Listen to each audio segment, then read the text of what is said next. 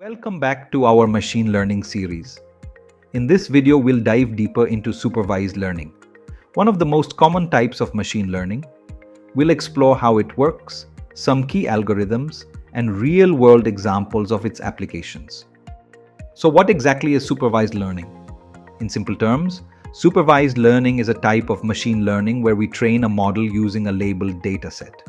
This means the data we provide to the model already has the correct answers, or labels, included. The goal is for the model to learn from these examples so that it can make accurate predictions on new, unseen data. Let's break it down further. Imagine you want to build a model to predict whether an email is spam or not.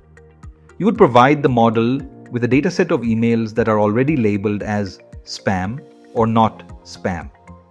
The model then analyzes these emails, looking for patterns that distinguish spam from non-spam. For example, it might learn that certain words like free or limited offer are often present in spam emails. Over time, the model gets better at identifying whether a new email is spam based on these patterns. Now, let's talk about the two primary tasks in supervised learning: classification and regression. Classification is when we want to assign data into predefined categories. For example, in the spam email problem, the categories are spam and not spam. The model learns from labeled examples and, in the future, can classify new emails into these categories.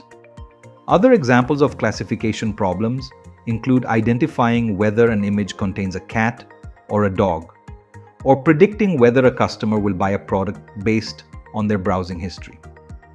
On the other hand, regression is used when we need to predict a continuous value. For instance, predicting the price of a house based on its features like size, location, and the number of bedrooms. The model learns from the labeled data and can predict numerical values. In this case, the correct answer isn't a category, but a specific number, like the price of the house. Now that we understand the basic concepts, let's look at some common algorithms used in supervised learning. First, there's linear regression. This is one of the simplest and most widely used algorithms for regression tasks. It works by finding the best fit line that represents the relationship between the input features and the output. For example, in predicting house prices, linear regression would find a line that best fits the relationship between the features of the house and its price. Next, we have decision trees. These are used for both classification and regression tasks. Decision trees split the data at different points based on feature values to make predictions. For instance, in a classification task like predicting whether a person will buy a product, a decision tree might first ask, is the person's income above $50,000? And then branch out from there. It's easy to visualize and interpret, which makes decision trees popular. Another important algorithm is k-nearest neighbors, KNN. KNN is a simple yet powerful algorithm used for classification tasks.